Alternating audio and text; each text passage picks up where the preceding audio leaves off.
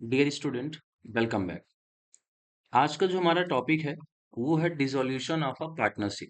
इसके पिछले जो क्लास हमने अपलोड की थी वहां पे मैंने चैप्टर 4 का इंट्रोडक्शन, आपको छोटा सा इंट्रोडक्शन था, 6 या 7 मिनट का वीडियो था, वो मैंने आपको दिया था। अगर आपने वो नहीं देखा तो मैं रिकमेंड करूंगा आप पहले उसको देखो। और उसके पहले मैं 3 चैप्टर एक्सप्लेन किए हैं, तीनों की प्ले लिस्ट बनी हुई है, आप उसे भी देख सकते हो। ठीक है। और तो और, अगर आप पढ़ रहे हो, इस वीडियो को देख रहे हो, तो नोट जरूर करते जाना, जो जो इंपॉर्टेंट चीजें यहाँ पे लिखी हुई हैं, फिर अपनी नोट्स बनाते जाना, ठीक ना। कॉपी पेन लेके बैठना। ठीक है। चलिए देखिए, यहाँ पे है डिसोल्यूशन ऑफ अ पार्टनरशिप। मतलब एक पार्टनरशिप का डिसोल्यूशन, हम इस पार्टनरशिप को खत्म कैसे करेंगे। ठीक है ना, यानी साझेदारी का विघटन। तो यहाँ पे कहता है dissolution of a partnership leads to change in partnership agreement.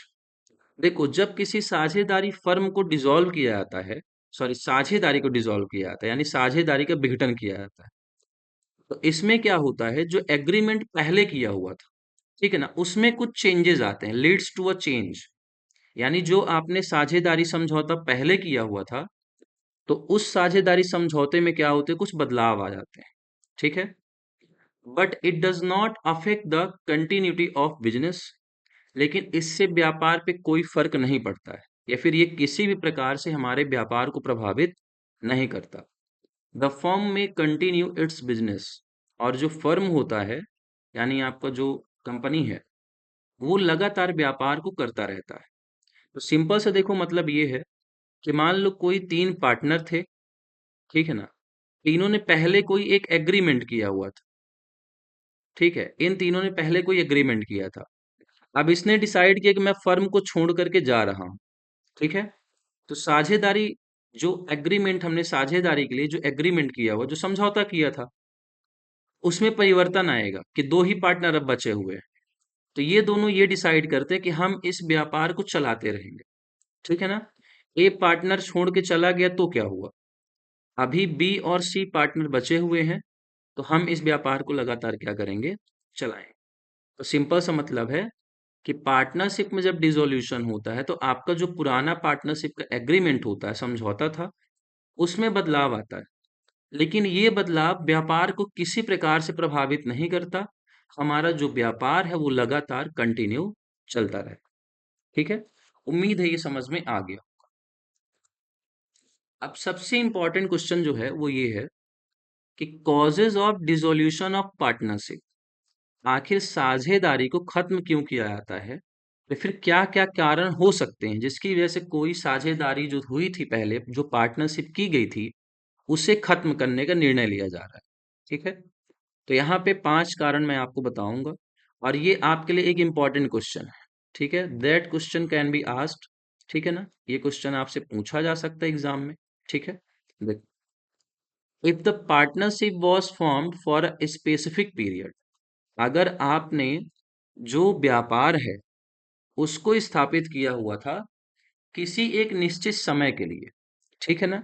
जैसे मान लो मैं कहता हूं कि मैं और मेरे दोस्त एक व्यापार को मिल करके चालू कर रहे हैं, ठीक है ना, और हमने कहा कि हम इस व्यापार को सिर्फ और सिर्फ 3 साल तक चलाएंगे। ठीक है ना। और अब जब 3 साल पूरा हो गया है, that specific period has come to an end. अब वो 3 साल पूरे हो गए हैं, अब मैं क्या करूंगा, इस साझेदारी फर्म को बंद कर दूंगा। इसको ऐसे समझ सकते हो, जैसे मान लो मैंने कहा कि आप कहीं पे रेंट के लिए जाते हो, मतलब आप रूम लेकर के रहना चाहते हो। तो आपने कहा कि हम यहाँ पे 1 साल तक रहेंगे। आपका जो मालिक होगा घर का, तो वो आपसे क्या करेगा, एक एग्रीमेंट कराएगा, और आप भी एक एग्रीमेंट करोगे कि हम यहाँ पर 1 साल तक रहेंगे, 1 साल से पहले हम यह रूम छोड़ के नहीं जाएंगे।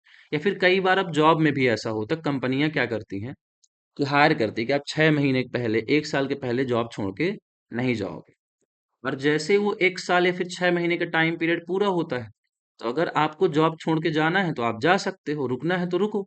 ठीक है ना। तो यहाँ पे सेम वही है कि हमने पार्टनरशिप का निर्माण किया हुआ था किसी एक स्पेसिफिक पीरियड के लिए, खास समय के लिए, और वो समय पूरा हो गया, तो हम इस पार्टनरशिप क्या कर रहे हैं, अब खत्म कर रहे हैं। पहला कारण ये हो गया। सेकंड क्या है, if the business was establish for a specific venture. Venture का मतलब होता उद्यम। ठीक है ना। And that venture has been completed. मान लो हमने कहा किसी खास उद्देश्य के लिए आपने व्यापार को स्थापित किया था। जैसे मान लो मैंने कहा कि मैं और मेरे दोस्त मिलकर व्यापार चला रहे हैं, ठीक है। हमने कहा 1 साल में हमें 5 लाख का प्रॉफिट कमाना है, ठीक है। 1 साल में हमें 5 लाख का प्रॉफिट कमाना है। और अगर ये 5 लाख हमें 1 साल में मिल जाते हैं, या फिर मान लो 1 साल के पहले ही मिल जाते हैं, यानी हमारा जो स्पेसिफिक वेंचर था, यानी हमारा जो टास्क था, हमारा जो उद्देश्य था, लक्ष्य था, वो हमें प्राप्त हो चुका है। ये 1 साल के बाद भी प्राप्त हो सकता है और 1 साल के ये पहले भी प्राप्त हो सकता है। लेकिन जब कभी भी हमारा टारगेट, हमारा उद्देश्य पूर्ण हो जाएगा, तो हम इस साझेदारी फर्म क्या कर देंगे, खत्म कर देंगे। जैसे मान लो हमने कहा कि 1 साल के बाद हमें 5 लाख का टारगेट अचीव हुआ है, फिर 5 लाख का हमें प्रॉफिट हुआ, तो हम व्यापार को बंद कर देंगे।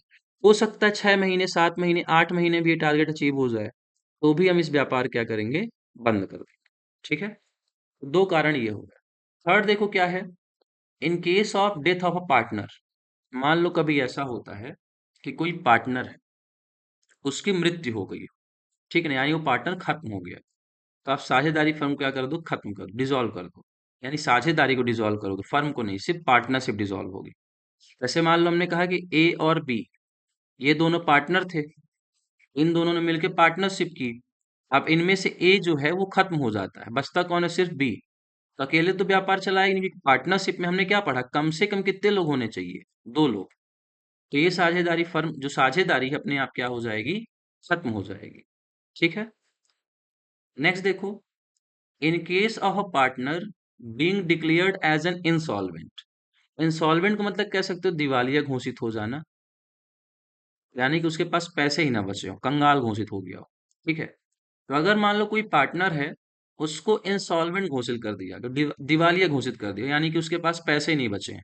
वो व्यापार में ना तो पैसे लगा सकता है, और ना जो उसने उधार लेके रखा है, लोन लेके रखा है, उसको भुगतान कर सकता है। तो भी हम साझेदारी को क्या कर सकते हैं, खत्म कर सकते। जैसे मान लो हमने कहा ए, बी और सी 3 पार्टनर थे। ये जो सी है, इसने लोन लेके रखा हुआ है, ठीक है ना। काम पे आ नहीं रहा, काम कर नहीं पा रहा है, इसकी वजह से हमें कंपनी को लॉस हो रहा है। ठीक है। तो हम इसको दिवालिया घोषित कर देंगे और साझेदारी से क्या कर देंगे, निकाल देंगे, निष्कासित कर देंगे। तो पुराना साझेदारी एग्रीमेंट खत्म हो जाएगा, और ए और बी जो बचे हुए हैं, वो एक नया साझेदारी एग्रीमेंट कर लेंगे। ठीक है। आखिरी देखो क्या कहता है, इन case of admission of a new partner. कल को आप किसी नए पार्टनर को, नए साझेदार को फर्म में शामिल कर रहे हो, the old partnership agreement can come to an end. तो पुराना जो एग्रीमेंट होगा, आपको उसे क्या करना होगा, खत्म करना होगा। जो साझेदारी आपने पहले की थी, उसे खत्म करना होगा, क्योंकि अब एक नया साझेदार आ रहा है। And the new agreement can be made. और फिर आपको एक नया एग्रीमेंट बनाना होगा। ठीक है। तो बहुत सिंपल सा है। जैसे मान लो हमने कहा ए, बी और सी, ये पहले 3 पार्टनर थे। अब इन्होंने डिसाइड किया हम एक और पार्टनर को इसमें शामिल करेंगे। अब ये तीनों जो पुराना एग्रीमेंट इन्होंने किया हुआ था, उसको ये खत्म कर देंगे, और अब नए पार्टनर को शामिल करने के बाद ये लोग क्या करेंगे, एक नया एग्रीमेंट बना लेंगे। ठीक है ना। तो ये 5 कंडीशन है जहां पे हम साझेदारी फर्म को क्या, साझेदारी क्या करते, खत्म करते। साझेदारी फर्म नहीं, बार बार साझेदारी फर्म निकल रहा है, साझेदारी खत्म करते। तो पहला ये हो गया, एक निश्चित समय के बाद आप साझेदारी फर्म को खत्म कर सकते हो, साझेदारी खत्म कर सकते हो। अगर आपका उद्देश्य पूरा हो गया है, आपने किसी खास लक्ष्य की प्राप्ति के लिए साझेदारी बनाई थी, अब वो उद्देश्य पूरा हो गया, साझेदारी खत्म करो। किसी पार्टनर की मृत्यु हो जाती है, तो साझेदारी खत्म हो जाती है।